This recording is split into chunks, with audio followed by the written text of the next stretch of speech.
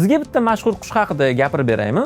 Uni bir ajoyib qobiliyati bor. U uchmaydi, lekin sizga til o'rgatishi mumkin. Uning ismi Duo va u ukki. Bugun biz u haqida va 16 milliard dollarlik kompaniya haqida siz bilan gaplashamiz.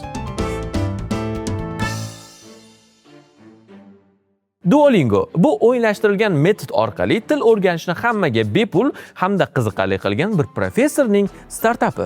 Keling endi boshdan boshlaymiz. Tarixga qaytamiz. Til o'rganish hammaga kerak edi, ammo bu jarayon uzoq, zerikarli va qimmat edi. Millionlab odamlar qimmatbaho kurslarga yozilishga yoki noqulay darsliklar bilan yillab qiynalishga majbur bo'lgan davrlar. Lekin 2011-yilda kompyuter fanlari professori va uning shogirdi bu muammoni hal qilishga qaror qilishdi. Ularning ismi Louis von Ahn va Cedric Hacker. Ular yaratgan narsa Duolingo. Bugun Duolingo har kuni 100 millionlab o'quvchiga til o'rgatadi va ta'lim sohasini eng yirik brendiga aylanib ulgurgan. Xo'p, yana bir savol paydo bo'ladi. Duolingoni paydo bo'lishi nima bilan bog'liq? Louis von Ahn Gvatemalalik bo'lib, uning mamlakatida sifatli ta'lim olish qimmat va hamma uchun imkoniyat yo'q edi. U insoniyatga xizmat qiladigan biror narsa yaratishni juda ham xohlagan. U ilgari CAPTCHA, robot emasligingizni tasdiqlovchi xavfsizlik tekshiruvi bor-ku, shuni yaratib, uni Google ga sotgandi. Muammo shunda ediki, dunyoda ta'lim olishga intilish kuchli, ammo sifatli va bepul til kurslari yo'q. Shunda ular, agar til o'rganishni bepul mobil ilovaga aylantirsak-chi, deb o'ylashdi va 2011-yilda Duolingo yaraldi. Katta ehtimolda umringizda bir marta siz Duolingoni ishlatib ko'rgansiz. Rus tili, ingliz tili yoki boshqa o'zingiz qiziqqan tillarni o'rganish uchun va u qanday ishlashini ham juda ham yaxshi bilasiz.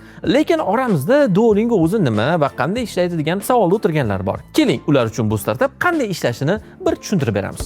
Duolingo bu til o'rgatuvchi mobil ilova. U ta'lim jarayonini o'yinga aylantirgan. Foydalanuvchi ilovada kichik, qiziqarli mashqlarni bajaradi, xuddi o'yin darajalaridan o'tgani kabi. Duolingo barcha murakkab jihatlarni soddalashtirilgan holatda odamlarga taqdim etadi. Misol uchun kun tartibiga osongina moslashtirilgan kichik 5-10 daqiqalik darslar. Agar siz yaxshi o'zlashtirsangiz, sizga ballar va mukofotlar beriladi. Ya'ni kuchaytirilgan rag'batlantirish mexanizmi. O'tilgan darslar yoddan ko'tarilmasligi uchun tayyorlangan maxsus takrorlash algoritmlari. Ya'ni o'rganilgan so'zlarni xotirada mustahkamlaysiz. Jon tizimi, ya'ni sizga berilgan yurakchalar. Agar xatolar qilsangiz, bu yurakchalar yo'q qoladi va kerak bo'lsa bir necha kunga dasturdan foydalana olmaysiz. Ya'ni kamroq xato qilasiz va keyingi bosqichga o'tib ketaverasiz. Chunki bepul til o'rganish har doim bepul. Aynan mana shu Duolingoni shiori hisoblanadi. Duolingo shu kungacha mashhur angel investor va venture fondlardan sarmoya olgan bo'lib, unda